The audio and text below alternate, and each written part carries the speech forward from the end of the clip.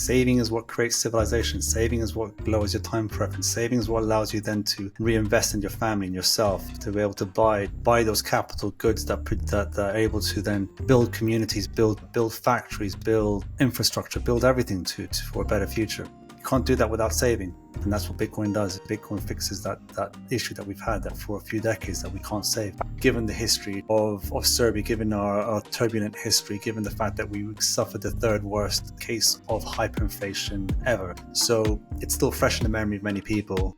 And Bitcoin is the answer, the logical solution to fixing that problem. But that's the beautiful thing about Bitcoin is it's powering this new energy revolution, and it's beautiful to see.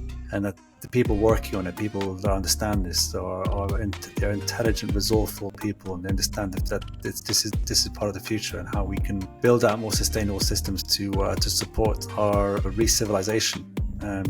That's something that the current status quo is doing a lot of damage. They're demonizing people for using energy. But no, we need to use energy. That's energy is pivotal to our civilization. If you're enjoying the show, it would mean a lot to me if you had hit subscribe and leave a quick rating or review. It helps more people find these conversations and support the mission. And if you need help getting your Bitcoin off exchanges and into self-custody, or if you're ready to build a robust, bespoke inheritance plan, the Become Unruggable one-on-one consulting program where you will work exclusively with me is exactly what you're looking for. You can find all the ways to reach out to me in the show notes down below. Now, let's get started with today's episode. Welcome back to another episode of Your Bitcoin Story podcast, where we explore the human side of Bitcoin, the stories, transformations, and the people moving the mission forward. I'm your host, Gigi, and today I'm honored to welcome back onto the show the hereditary Prince Filip Karadjordjevic of Serbia and Yugoslavia, the Chief Strategy Officer of Jan3. Since we last spoke, a lot has happened in the world of Bitcoin adoption, particularly at the state level, whether it is governments exploring the legal tender status or new infrastructure projects popping up. The landscape is shifting fast, and Filip is right in the middle of that global momentum. Today, we'll discuss what's changed, what's coming, and of course, the Jan3 continuing to push the mission of Bitcoin at the national state level. Prince Filip, welcome back. Always a pleasure to have you on. It's great to be back, Gigi. It's good to see you. Thank you for taking the time to come back on. Last time we recorded, it was just over a year ago, and I had a great pleasure with the discussions that we had, and I was looking forward to having you back in the future. And here we are recording another one. And as I mentioned, a lot has happened since we last spoke. So maybe we can just kick it off from just giving a quick rundown on what's currently happening with Jan3, because I see you and the team are constantly on the move and traveling, and there's a lot of exciting things happening. So whatever can be discussed, feel free. Sure, there's a few things. There's a couple of things we can discuss. Where to start? I would say maybe could be potential exciting news with Thailand. Mm-hmm. I'll be very brief with it, but because we can't go into too much detail, but very, very high level detail, is that the Thai government has expressed interest in some sort of adoption, and they might want to test it out, like create a sandbox testing ground in an area, possibly Phuket in Thailand, where they will roll out some kind regulations towards using Bitcoin as a medium of exchange. So we're in meetings there with the Thai government. So hopefully some good news will come of that. Amazing. Other news, we've had a lot of meetings in Latin America. That's always a big focus because of what happened post El Salvador adoption is that it's created ripple waves across the region, and everyone kind of wants to emulate a little bit what El Salvador has done. Even though El Salvador had some issues with the new IMF loan that they took out. I mean, I wouldn't say that's a stopper in Bitcoin adoption. If anything, I think that can speed things up, and it actually helps El Salvador because they had issues with their Chivo wallets, and I think that's one thing that they can phase out as a result of that new IMF deal. But anyway, going back to what we're doing, we've had meetings with Costa Rica, some private meetings in Nicaragua, Panama, and Samson was also in Colombia, Argentina. Well, that was a while ago. That was partially before I spoke to you. Where else? Yeah, then also since I last spoke to you, we had a couple of meetings in Liechtenstein where I was there for a conference, an Austrian economics conference, and I actually met the crown prince. Sorry, he's the reigning prince. It's because it's a principality, so it's his Serene Highness Prince Hans Adam II, who wrote a fantastic book that a lot of Bitcoiners like to reference, The State in the Third Millennium. It's a great book. It's a very libertarian or classical liberals' dream of how a state should be set up. Obviously, this was written before before Bitcoin was a thing, but I think if you incorporate Bitcoin into that plan over there, it will be a winning option. But I met with him in Liechtenstein a year and a half ago, and Liechtenstein now is they have actually allowed payments of government services with Bitcoin as well.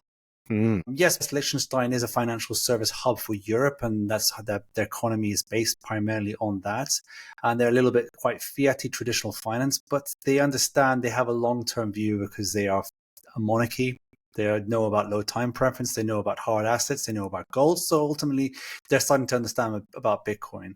So hopefully I'll have some more meetings with them in the future. Where else? Well, right now, actually, as we speak, Samson and Japan is in Japan. Yeah, I'm on top of the developments. Exactly. So Samson's there in Japan. He's had some meetings with some ministries and some big banks, and he's there with our business business director Michael Rosen. So yeah, there's a lot of things happening. What else? And stuff that we're not involved in as well. As you know, there's plenty happening in the States. Plenty happening. I mean, the States is all the rage right now. It's really exciting. You don't say. Well, essentially, ever since Trump got back into office, Bitcoin has taken a very different trajectory, and the whole Bitcoin space at large, especially with what we've seen last year with kind of privacy wallets, like, leaving the country and like the Biden administration really cracking down and really kind of trying to suppress this technological and silent revolutionary movement. Trump and co has essentially embraced it, and they're doing very radical things even outside of Bitcoin, like reforming everything, changing a lot of things, auditing everything, which actually should have been done a long time ago. But yeah, it's a very turbulent time at the moment in the US, don't you think, Philip? It is a turbulent time. Where to start with that? It's a conversation. It's a conversation started all over the place, whether it's positive or negative. I think I like to look at the positives in life. I'm the glass is half full type of guy. Correct. And you got to take the wins where you can get them. And we were not getting many of them under the Biden administration. So under Trump, I see there are some wins. Obviously, there were some things that I would criticize, like the tariff, or the trade wars. And I mean, I have my opinions about that. I understand what he's trying to get at there, but I think there's other ways of approaching that. The thought that he was able to impose these tariffs and sort of crash the stock market, but also raise the price of bonds so then he can make his repayments. I think that was a plan, but it didn't work out that way. That actually bond yields started to skyrocket, and realized that this plan was not working out, so he had to pull the plug. But many Bitcoiners out there, well, even Bitcoiners, many people out there still hailing him as a hero and adhering to his art of the deal strategy that he's take my hat off to him other times, but in this point in time, I think he failed a little bit there. But I think he's realized that, and that's why he's pushed the brakes on that, and even I think he's pulling out the tariffs against China. But other things, Bitcoin, that's one great thing that's happened. There's some controversy with some of the other crypto shitcoining stuff that he's done, which I think it's terrible, but he's a politician, and if he can do it, why not? It's because he can, and that's the issue of the governance structure in America, and the fact that there was no regulation stopping him from doing that, and he can make a tidy sum from it. So why not? And his family, and lobbying, of course, with the XRP guys. I mean, I'm sure they were lobbying hard to get that pushed in, and the plethora of other shitcoins. And Trump. Yeah, I'm talking about mainly a Trump coin. That's the worst. Because he can. Seriously, that was true. The worst. That was horrible. But I mean, he's made a tidy sum from that. But did you realize that until you mentioned it now, I even forgot about that. Like, it was a mere 4 months before, and even Melania, his wife's coin, but nobody's really talking about the Trump No, coin not anymore. today. That seems to be put down the memory hole somewhere. Because if you think about it, that happened around just a night or two before his inauguration, that Friday night when they had that crypto ball, that ridiculous crypto ball with all the movers and shakers of the shitcoin world were there, including some good Bitcoiners, I got to say. But there was it was quite. And then in the middle of that, right in the middle of that ball, he decides to announce the Trump coin. Like no one in the room knew what was going on. That was the brilliant thing. It was a serious power move. I take my hat off to that, but I don't like to the strategy of executing a meme pump and dump scheme. That was the best meme pump and dump you'll ever see, and that's if we could end on that, I'll be very happy. Yeah, no, but then I agree. Since then, we've had so much stuff happening. With all the nominations of people that are coming into the fold. Your RFK, Kash Patel, and what's her name, Tulsi Gabbard, but all these people that have had to jump through hoops and do so many things to get into the fold because of that controversy. But now we're starting to see some of these, like the Maha movement, RFK's Maha movement, starting to slowly start to play out. These received a lot of criticism, rightfully, but we have to keep them in check. And there's a lot of things, the whole Doge thing that blew up. Nothing. I mean, the whole USAID thing that's happened from Doge, but nothing's really happened since then, which I'm a bit critical of. But okay, it's still early days. We're only like 2 or 3 months into the administration. That's true. And for us Bitcoiners on low time preference, I mean, we've got a long way to go. Correct. The cycle is long. It's a 4-year cycle. So let's see what is achieved and where we are at the end of 2029. So I totally agree.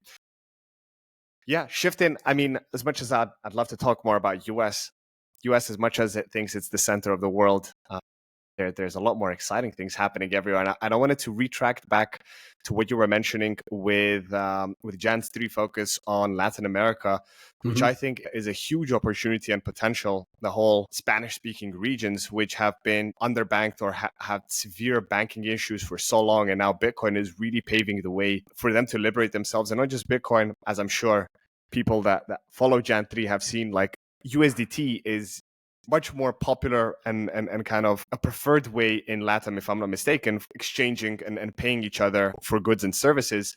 But now the beautiful thing is with Jan 3, and for anyone listening and that don't know, you have an incredible wallet, which is my personal go-to with Aqua, where thankfully to Bitcoin entering the Lightning, you will be able in one place to have your Bitcoin, your Lightning, and your liquid assets all in one place. So maybe we could touch a little bit upon that and kind of how are things developing on that front? And I think when I had you the first time on, Filip, Aqua Wallet was just about to launch. It was about a month from when we recorded was the launch of Aqua Wallet. Sure. And it's gone a long way. So yes, maybe you can touch on that.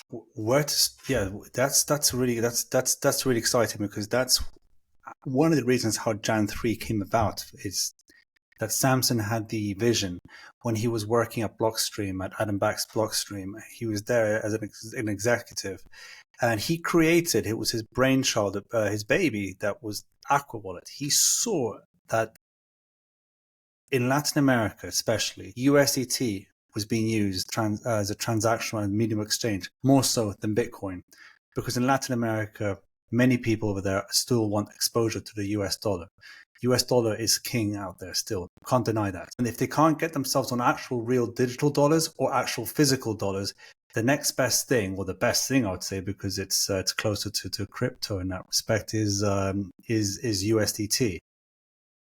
So the problem with USDT is it mainly functions on crypto, on shitcoin rails like Tron and Ethereum and Solana, all that sort of stuff. And they're inefficient in the long run. Yes, some of them are more efficient than others, but in the long run, they will all fail. So it's not a good thing for those users. We want them to be secure. What Samson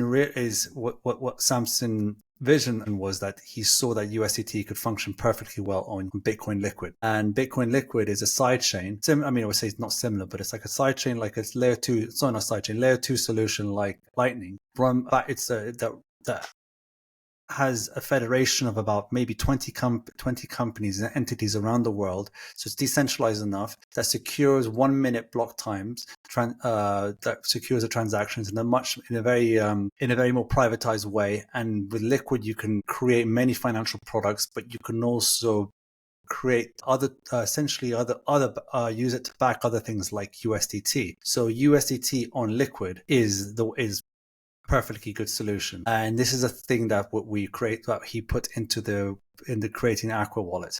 He put that essentially in there and into the wallet with Lightning and with and just main chain. He started this in Blockstream. Then this was around the time when El Salvador adopted Bitcoin, so around 2021.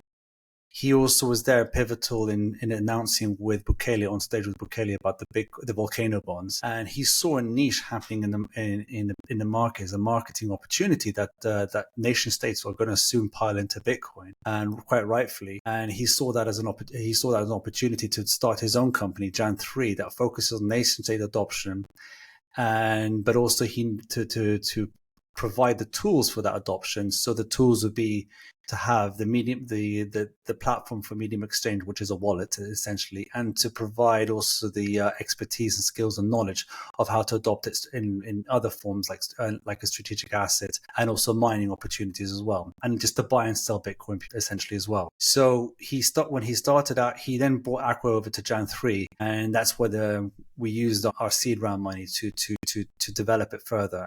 Now we have one of the best wallets in the market. And the wallet, the face of the wallet is that you have a savings account, which is Bitcoin on main chain. And then you have your spending account, which is Bitcoin on Liquid, which opens up Lightning transactions. And you have in that spending account section, you have USDT, which is on Liquid as well.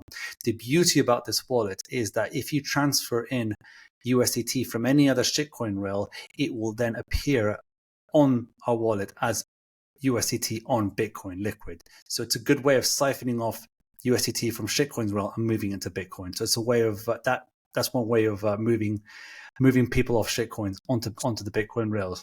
If I may interrupt, so you can move, let's say, your USDT from, let's say, on Ethereum or ERC20 token, you can deposit it into your USDT in Aqua Wallet, is what you're saying? Yes, correct. Wow, I had no idea. Well, to be honest, I don't really use USDT, but I'm not the that's technical phenomenal guy over here, but I'm not the technical guy to explain how, but we use wonderful like tools swap services. Swap service, atomic swaps and things like that, That's amazing. Which is the magic under the hood, really. And that's where the money went. That's where the development money went into to get these things working as they do today. And incredible. Then what we then do was that's the face of the wallet. Then we have our marketplace where you're able to do swaps between Bitcoin main chain to Bitcoin Liquid, Bitcoin main chain to USDT, and back and forth all around like that. And obviously, that's how we get some of our revenue is through the fees like that, and the fees are nice and low. And so the idea is that there's no real USDT Bitcoin centric wallet out there until Aqua came about, and that's why Aqua is going to be so powerful in what the mission is, what Samson saw as a way of trying to bank the billions of people that are unbanked across the world, and a way for them to understand, because as we noticed that that USDT is used more than Bitcoin in Latin America, but then if they use a Bitcoin centric wallet and they see that your transaction account, your spending account is USDT, but you see a savings account labeled savings account in Bitcoin, you start to think, hey, what's that? And then you'll be able to transfer over, do a swap into Bitcoin main chain, and you'll see your assets, you'll see your value grow over time. And then that's one way of onboarding and orange pilling people along the way. I love it. Actually, I would even call it orange pilling. It's like converting the USDT army into saving in Bitcoin, because I think you're the only wallet where you distinctly have like a labeling, like spending wallet and saving wallet. All other wallets Correct. that I know about, they include like multiple of coins. Is just like add the coin to your portfolio or whatever, and they're all just segregated under one page. They don't have this distinction, which I think is so powerful. It's the best way to get someone to understand Bitcoin is for them to use it. So we're employing one of our marketing strategies to actually do guerrilla marketing and be on the ground and get people to actually you can't really physically touch Bitcoin, but to actually have people demonstrating the power of the wallet in their hands. So we're aiming to set up stores and shop fronts around the continent and target people, get them to download the wallet, we can then transfer some sats or some USDT in there and then get them to play around with it. And over time, it's by using it. That's the way you fall in love with it and understand it. And that's the way you'll orange pill people. That's the way you convert people into understanding that this is the future. I love it. It's you have your current and savings bank account in one wallet, and the best part is it's non-custodial, so you can extract your seed phrases and you can fully have control over it. It's completely non-custodial and open source. And on top of in the marketplace, on top of the swaps that you'll have between the different Bitcoin, between Liquid, main chain, and USDT, we're going to create we're going to basically trying to turn this into a super app where you can do where you can not have to rely on any banks and not have to KYC yourself as little as possible. So we're going to try and find, we're working with on-ramps and off-ramp services over there, and also how to pay your bills, possibly debit cards, and so forth. We're trying to make it an easy, everyday, super killer app that you can do everything that you need to do to survive on that app, from spending to saving to transaction to anything. I love it.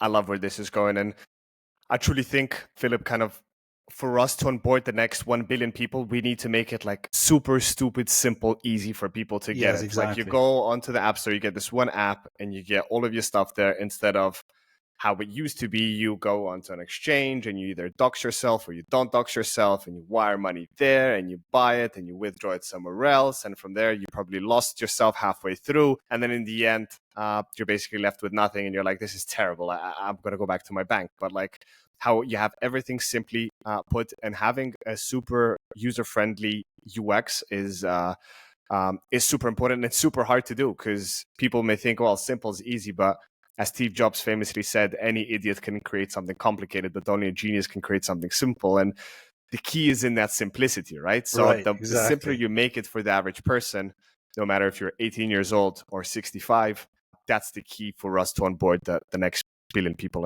into the network. So I have a question now, Filip, and then I've got another follow-up, which you mentioned, one of the things, prepaid debit cards, which somehow are being cooked. And I saw Samson was also tweeting some stuff that the engineers are hard in development. But before we get into the topic of prepaid cards, going back to USDT atomic swaps for sending USDT to Aqua wallet, can you also do it the other way around? So let's say I'm in Latin America and a merchant has USDT, but he only accepts Tron.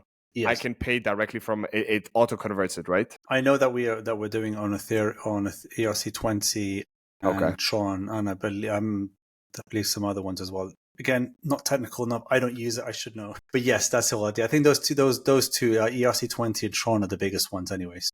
Amazing. I love it because it just breaks down the friction. It's also like really complicated. Some people that use USDT and then you think, oh, it's just this one, dollar pegged token, but then there's like a plethora of networks. It's a mess, but it all will tend to one. That's true. Yes, it will. Yeah, it's a dollar, and as you know, before Bitcoin, everyone wants to get the dollar. Everyone wants to settle on the dollar. Money tends to one. But then now with Bitcoin and with USDT it will all tend to one on Bitcoin, Liquid, and Lightning. So one or the other. And we're preparing ourselves, but we've prepared ourselves for that. Like I'll tell you my story. When I was in Argentina in 2022, I wanted to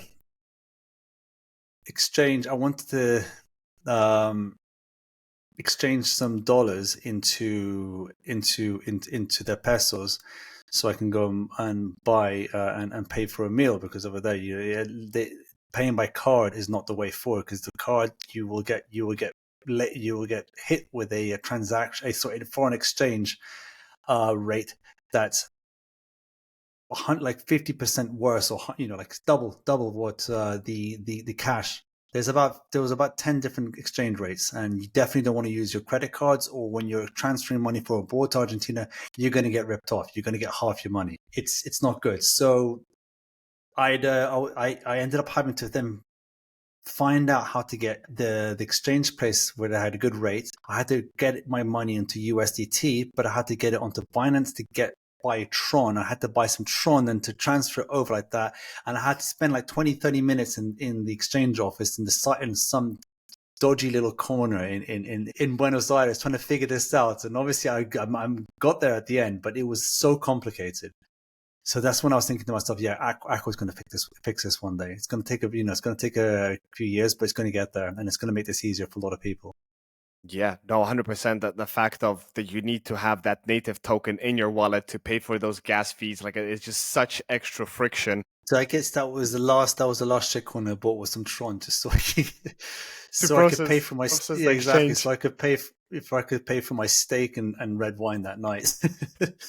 Which was a nightmare, actually. Sorry, to go off on one, but I remember, you were Samson and I were going around Buenos Aires. This was around November 2022 with wads of cash in our pockets.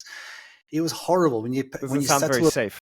And that's not safe at all. When you settle a bill in a restaurant, so we'd invite a few people for meals here and there. And like Samson would designate me as like the money counter for that evening or something. I had like to like a cartel in a suitcase full of cash. Exactly. It was horrible. It's absolutely horrible. Wow. We live and we learn and we experience the good and the bad. But yeah, thanks for sharing that story, Filip. I'm sure other people can relate listening to this episode, having similar stories, or some listeners are purely horrified the stuff people have to go through to kind of exchange. And this is just a perfect use case of how Aqua is streamlining things and making it much more frictionless. And you're not getting ripped off by exchange rates, by sending it to exchanges, buying extra tokens that you don't need. So I guess, Aqua is the way to go. All these third parties over there out there just trying to rip you off. It's horrible. They each take a little cut in between, all the rent seekers. So yeah, so anybody listening, if we haven't kind of converted you onto the Aqua wallet yet, I will definitely recommend you to go ahead and download the Aqua wallet and give it a try for yourself. Because as I mentioned, it's my personal go-to, and I couldn't recommend it more. Whenever someone next says, "Oh, like what Bitcoin or Lightning wallet should I use?" Aqua is the first one that comes to mind. That I'm really happy to kind of hear with the new things that are developing. And now I'll transition to my next question, follow-up topic, which you mentioned briefly. Prepaid debit cards, right, is something of a hot topic because people still like to have a card where they can spend their money from. How far is that in development? And do you have plans? Is that a product that's just going to be focused on LATAM, or it's going to be Europe and rest of the world, or where do you stand with? No, we're looking to make it as global as possible. So I can't really go into much detail there, but okay. Obviously, our objective is to make this a super app, which means you can't be super without touching all of the worlds. We have big plans. Amazing. The debit card situation is going to be great. There's a lot of good companies out there already doing these like the Bitcoin company and things like that, doing fantastic work, and so it's just a natural way of going to try and get people to transact in Bitcoin and save in Bitcoin. And for merchants that either don't want to accept Bitcoin or don't know yet about Bitcoin, it still gives the sovereign Bitcoiner the opportunity to board the flight, go anywhere, and just tap anywhere they take cards, which I think is phenomenal and something I've been looking for a long time. I use one company since 2017. I'm not going to mention the name. You can DM me on X and I'll tell you, but I'm not shilling any other companies on this podcast. But yeah, I was always looking to diversify it because it wasn't always the smoothest experience, and their exchange rate was sometimes very rip-offy, but it was the only go-to when I wanted to transact somewhere with a card. So I'm really happy that Aqua will be releasing that in some point in the future. But yeah, apart from that, any other things you want to share, Filip, on the topic of Aqua? Or we covered? We covered quite a bit. Yeah. I'll guess that the last thing I'll add on the Aqua point and kind of using Liquid, which doesn't have that much, maybe not traction, but not that many people are talking about Liquid. It's all about Lightning. But I think Liquid has a strong potential and a long way to go. And the other part with Liquid is and storing it. If you want to, still Bitcoiners that prefer the cold storage, even though Aqua Wallet is on your phone and it is self-custodial, it's still on your phone device. And some people that want to kind of be storing some more wealth on the Liquid network, may that be Liquid Bitcoin or Liquid USDT. A recommendation that I would give is definitely with Blockstream's Jade Wallet, where you can have your Liquid assets in cold storage. And I love how the fact that Adams and Samson's kind of collaboration lives on, Right, and they're exactly. complementing each other. Yeah, exactly. That's the beauty. Like Liquid, so both of them are big believers in Liquid. And I didn't really know much about Liquid until I joined Down 3, and I actually was plunged into it, and I went down the Liquid rabbit hole and realized actually this is fantastic. It also has the potential to revolutionize like the traditional financial industry. You could basically build a lot of what exists in the traditional financial world on Liquid.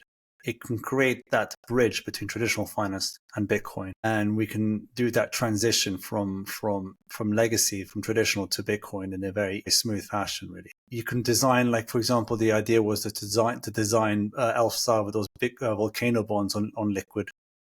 Liquid is like programmable. You can basically like enable the issuance of assets like bonds and property and like deeds, equities, and even vehicles.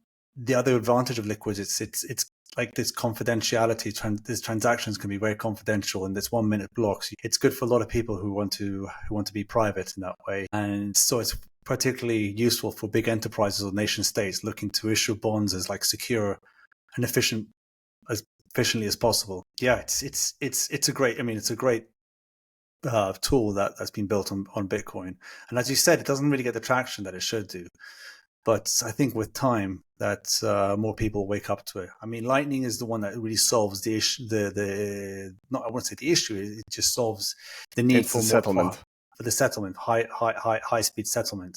Liquid's not really about the high speed, even though it's faster than Bitcoin. It's 1 minute. It's very, very fast. But it solves the other need, which is how to do traditional finance onto Bitcoin, and that's going to take a bit more time. But people start to wake up to it and understand its potential.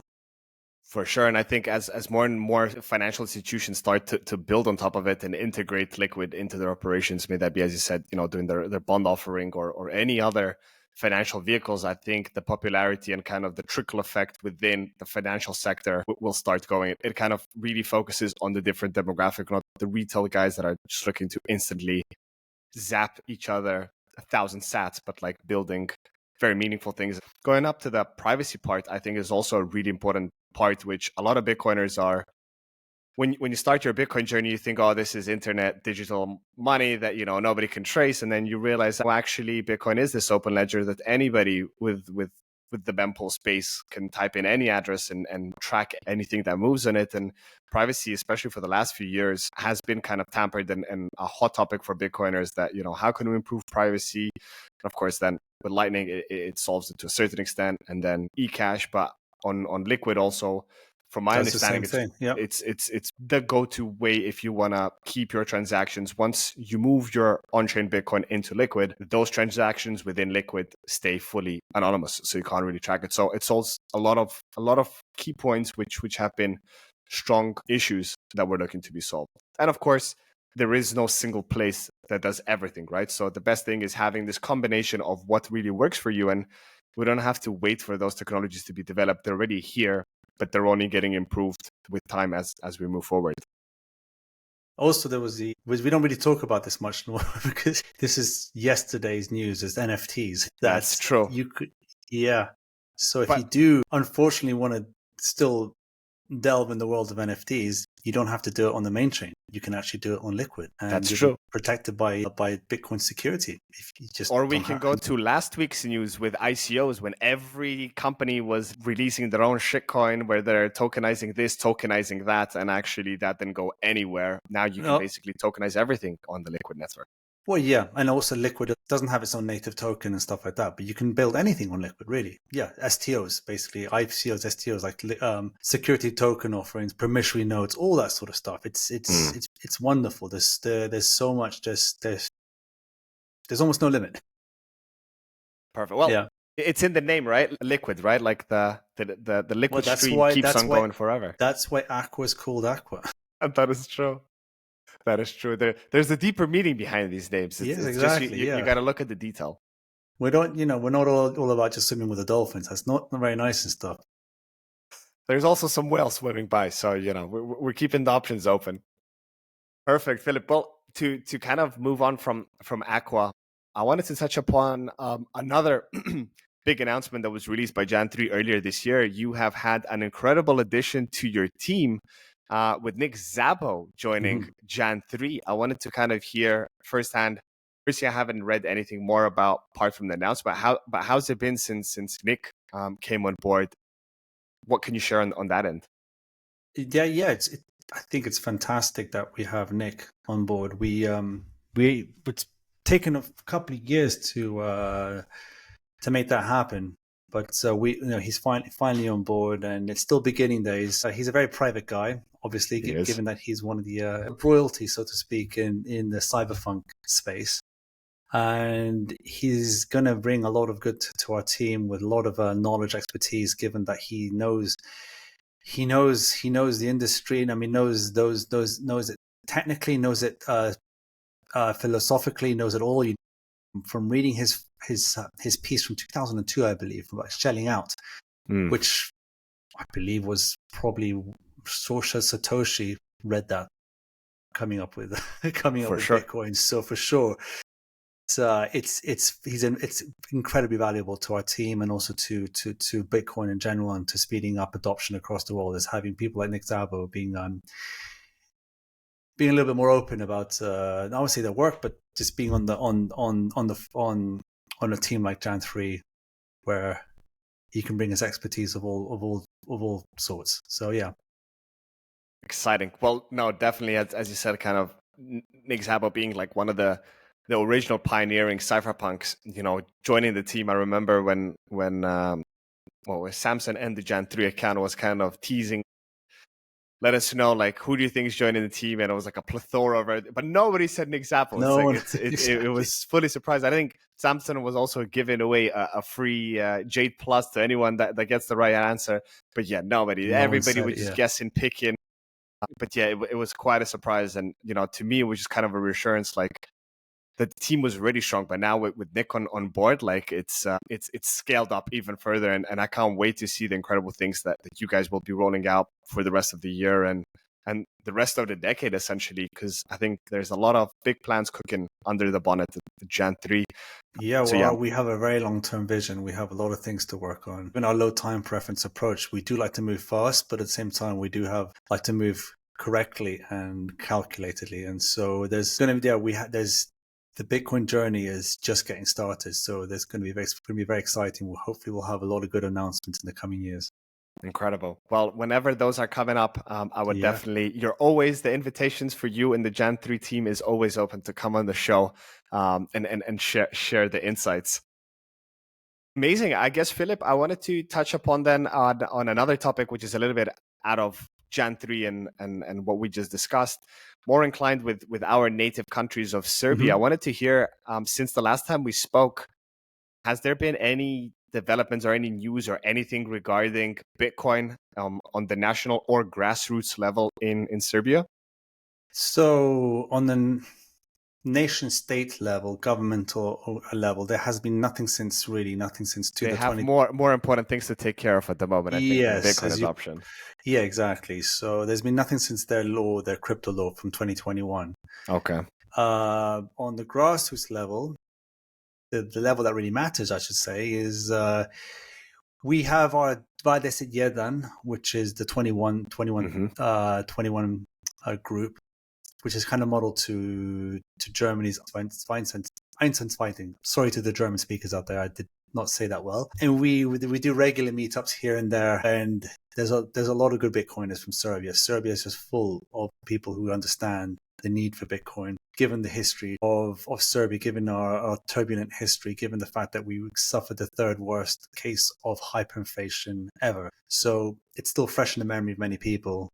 And Bitcoin is the answer, the logical solution to fixing that problem. I'm meeting a lot of people who aren't necessarily Bitcoiners, who understand the problems, who see the problems, and who don't really understand that Bitcoin can be the solution. But I'm privately waking up and orange pilling a lot of people out there. I go to the church quite a lot most Sundays, and our community is fantastic. Not many Bitcoiners there, but they all know I'm a Bitcoiner, and every now and then I get into the conversation with them, and I open their eyes up to it, and it's great to see people's brains click into what it is. So slowly, it's like the idea. I see the idea, the the Bitcoin is actually starting to spread quite well. Grassroots is starting to spread quite well here. Incredible. The other topic I'd like to talk about on that's touching on that is that I think that Serbia has a huge potential for mining Bitcoin and helping it transition into a more energy independent nation. And I see opportunities for mining Bitcoin with our geothermal capacity and our existing hydroelectric capacity. And Serbia has a huge potential for geothermal. Maybe you not break enough down, to sorry, for myself and the listeners who are unfamiliar, what is geothermal mining? Geothermal is essentially it's just how the volcano bombs are coming into effect. There's energy, there's heat, there's hot water under the surface. In the mountain, well, not in the mountains, but under the ground. Okay. Serbia is on top of a lot of geothermal activity. I see. There's a lot of hot water points around under us. The issue is it's not as easy accessible as like El Salvador, because El Salvador literally you just probably drill like a couple of meters and you've hit some lava. You've hit more than hot water.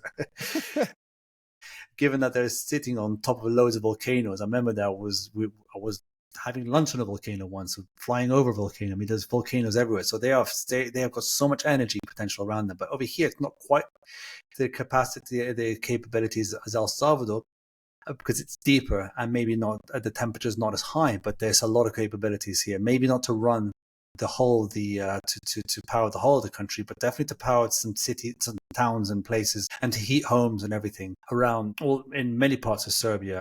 The issue is that it's with geothermal, the reason why it hasn't been explored as much is because it's expensive to get going.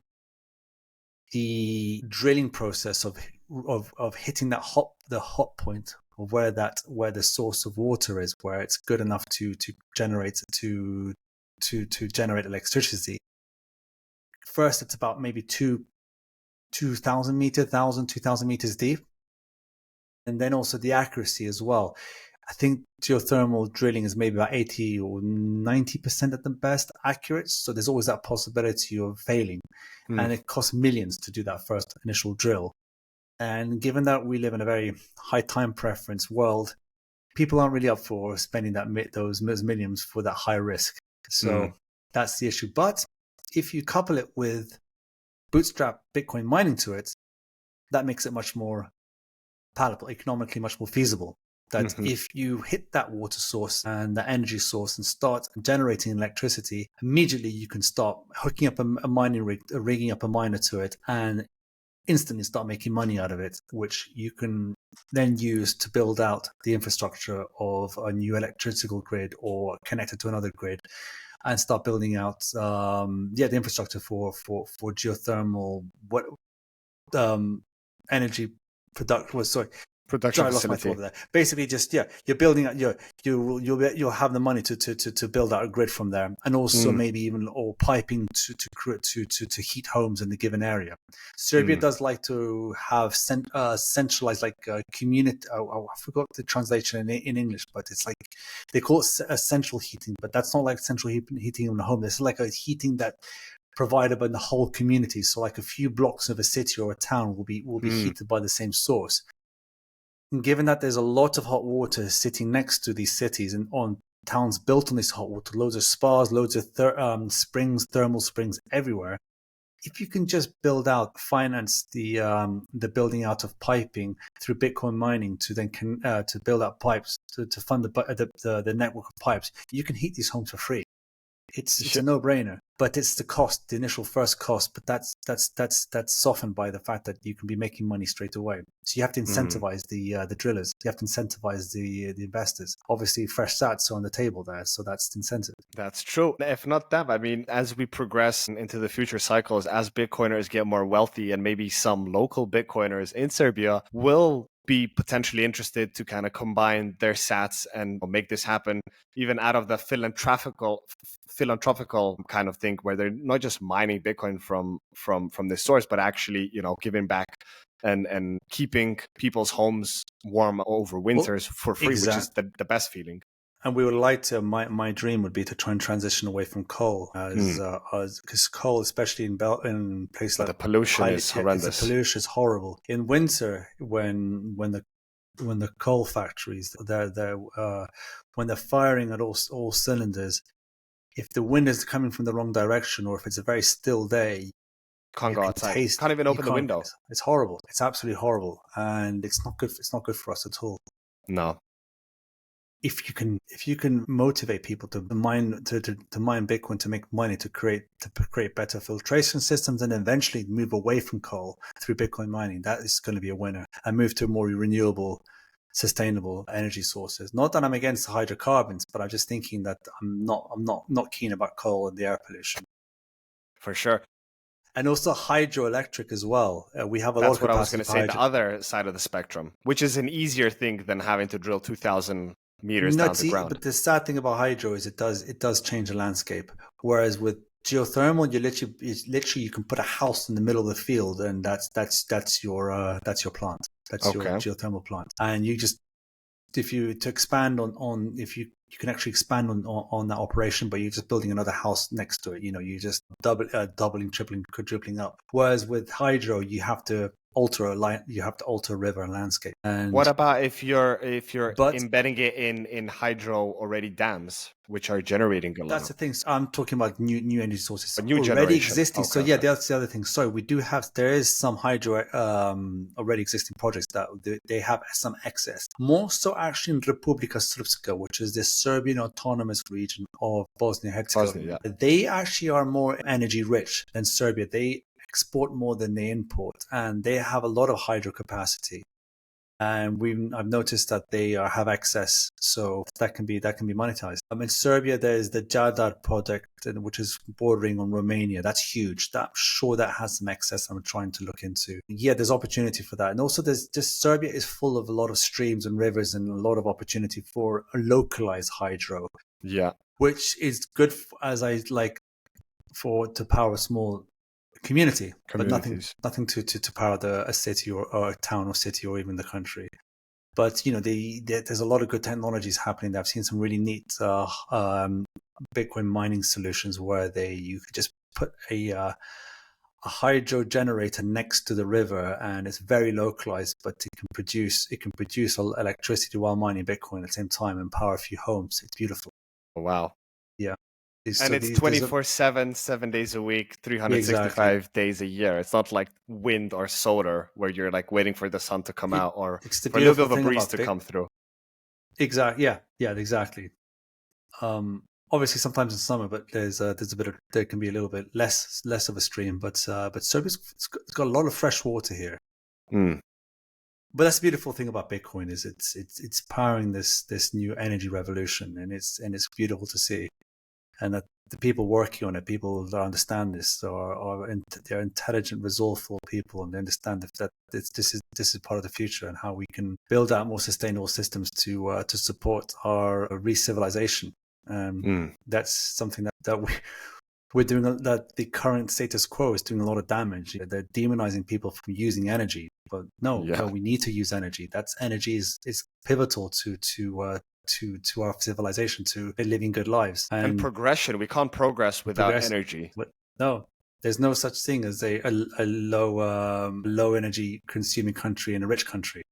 That's true. All rich countries consume a lot of energy, so that is true. You can't be rich without consuming energy. Put it that way. You can't be wealthy. You can't be prosperous. You can't have good opportunities in future unless you consume energy. And there's good ways of consuming energy. There's sustainable ways. This to me was like going down the whole that sustainable development path. The what are they called? The sustainable development goals and all that sort of world. No. This is actually just practical solutions. That's true. Well, it's just like our bodies, right? Like our bodies need energy to function, to replenish ourselves. And if we're putting in junk food, fast foods, and the McDonald's of the world, we can't really operate that well, and the system slowly shuts down. But if we take care of our energy sources of healthy, nutritious food, we operate much better. And the same thing goes for, you can apply that concept for countries, right? Like if they don't have a healthy source of energy, it doesn't go really well. And it's such a shame, like what you mentioned with the coal factories, in Serbia. When I was departing, so to say, I was farewelling my full-time living in Europe last year. It was between St. Petersburg or Belgrade. And actually, the biggest thing that steered me away was the winter, air pollution. which is really bad because we have family members that live there, and it's honestly, it gets onto the level of like some Southeast Asian countries, that It's Bangladesh the and worst in India, Europe. and Yeah, it's it's the insane, worst and in it's Europe. Central Europe, and it's just such a shame where we have this abundance of natural energy. But then again, it's all this thank you for the fiat standard, which is all about the rich getting richer and they're just caring about their own Yeah, interests. people just barely just living paycheck to paycheck here. It's an issue. The That's economic true. issue here is tough. We have high inflation. Our groceries are very expensive. People don't have time to think about the future. They just have been living in the present. It's really sad to They see just that. need to get by. And it's Yeah, not just Serbia, it's pretty much everywhere around the anywhere, world, right? anywhere. Yeah, But that's why thank you, Satoshi, who gave us Bitcoin, which is actually exactly. your only raft of unplugging from the matrix of sucking your life energy, emotion, happiness, beauty, and money out of you, and you actually have a way to save and provide for a better future for your kids, grandchildren, and so forth. And like, now is the time to take action, to learn, to put your skin in the game, start getting your sats, That's it. Learn to start save. engaging.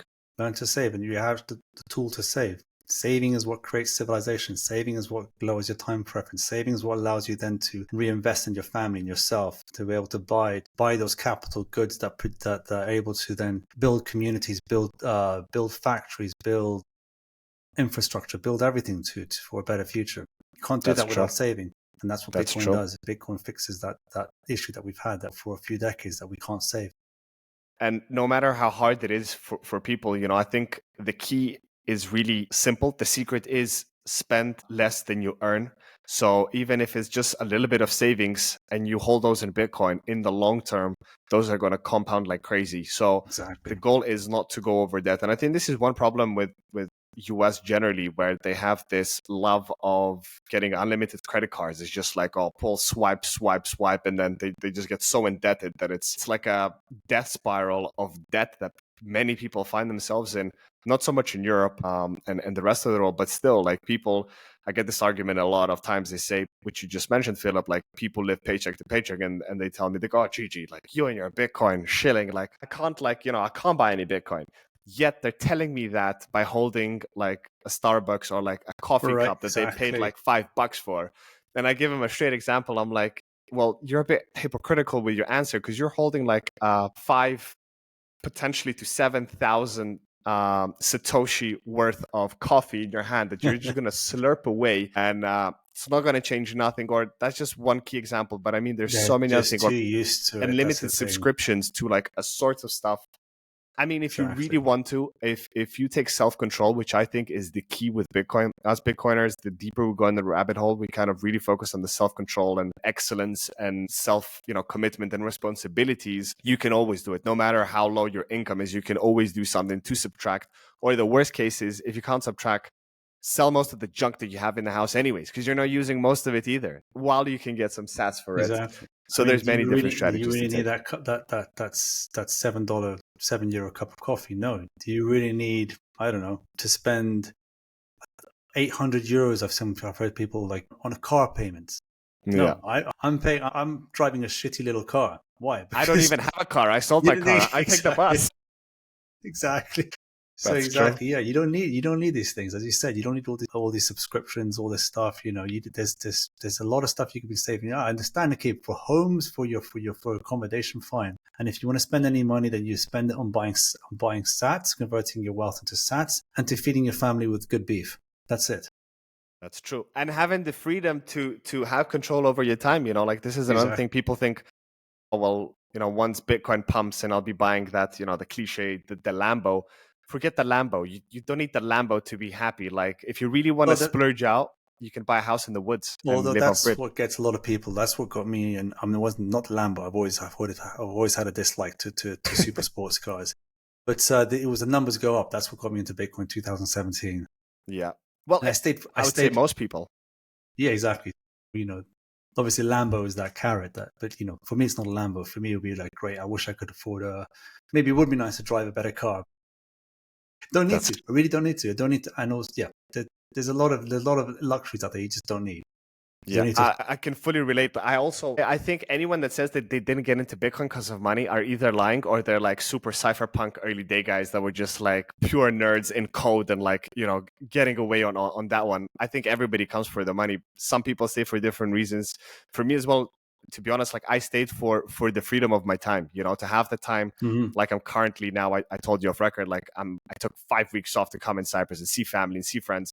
There's no way I could have been doing that without Bitcoin if I would be doing my 2 full-time 9-to-5 jobs, slaving away just to try and pay off the bills and the debt that I accumulate on the way. To me, it's really like that freedom of time. That's why I love this quote. I don't know if I shared it with you, Philip, but it's stack sats, stack time. Because if you're stacking sats, you're essentially buying your future time today. That's it, yes. And the longer you keep it, the more freedom you have. As you said, feed your family with beef, take them on holiday, take time out, really be present. Because the most important thing to me personally is my family time, and having that real luxury of saying, no, I'm not going to do any more work. We will go to the park and enjoy touching grass and swinging on the swings. Well, yeah, that stacking stats gives you more time in the future, and that time is converted to spending more time with your family. And that's the most important thing. That's why we're here in this, how we are here existing in this beautiful planet, because of family.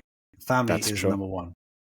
And that's one thing that I think Bitcoin brings back, like the focus on family, which sadly the world that we have outside what I call the legacy world, like just cut out, separated like family and you as an individual. It was all about get that career, get the promotion, get the fancy car, go on holidays to Dubai, go Vegas, gamble away. But like at the end of the day, it's a very hollow life. Like if you don't have, your loving kids at home and a partner, husband, wife, whatever sex you are. What's the point of it all? What's the point of it all? Yeah. And the last piece of advice to new listeners before we close off the episode is, as much as we talk about stacking sats and holding it for the long term, one super important thing that I always tell people is spend it also wisely. Like I was telling, if you want to take your family or invest into them, do it. Don't wait for some X amount of price to sell it and then buy the dip. Forget it. If you're stacking consistently for many years and you want to, give something back to your family, do it at any point in time. Bitcoin is money. It's, of course, savings tools, but at the same time, don't be afraid to use that Bitcoin. And we need to use that Bitcoin. Dogma of hodl for life and never sell it, and I'm just going to pass it one day to my kids and hopefully they have a nice inheritance plan in the spot. I don't buy it. Like, you really need to spend your Bitcoin on the things that actually improve your and your family's life. So don't be afraid to spend your Bitcoin, live a free life. And if you need any other advice about that, Gigi's DMs are always open. Beautiful. Philip, thank you so much. I think we covered a lot of things, from what's happening in Jan 3, what you guys have planned. I think we went into quite a bit of depth with Aqua Wallet, Liquid, talked about what's happening on the grassroots level in Serbia, what is some potential opportunities to make it more sustainable, energy generating country. I think we kind of discussed many different topics. I don't know, is there anything else you wanted to bring up, Philip, or anything else you wanted to expand based on what we discussed? No, we just talked about a lot. I'm really excited about the future. Excited now that the price is going up again. That is obviously true. It's not always about the price, but it's always good to see, That's true. Well, it is. But you know what's the other numbers go up I'm excited about, Philip? Is that more people are joining the Bitcoin network every single day. Because I think that number is even more important than the fiat terms. And as you said in the beginning, the glass is always half full, not half empty. So always, yes. Remember that one. Philip, thank you so much for taking the time. Cheers to that. Thank you so much for taking the time to come on. I really enjoyed our conversation once again. I'm really looking forward to seeing you next month, or just over a month, in BTC Prague. By the way, any listeners that are listening that still don't have tickets for BTC Prague, you can use BTC Story for 10% off tickets. Honestly, BTC Prague, to me personally, is one of my favorite Bitcoin European conferences. Definitely, if you haven't visited last year, try make it out there. You'll get a chance to meet Prince Philip in person, Gigi, and many other Bitcoiners that will be there, and we'll be happy to share insights and network. But just overall, it's a great way to socialize, get off the Bitcoin Twitter and podcasts, and actually engage as real Homo sapiens in real life, which is the best engagement. And yeah, and until then, where can we send our listeners who are new to the podcast and who haven't heard your first story? Where's the best place to send them, Philip? I mean, there's I'm on Twitter, on X, on Prince It'll be Twitter forever, by the way. Prince Filip 1. That's PRINCFILIP 1. And I'm also on Instagram, but maybe not less so for some of our viewers here, some of your viewers. Also on Jan3com on X. That's Jan3's handle. And yeah, that's it.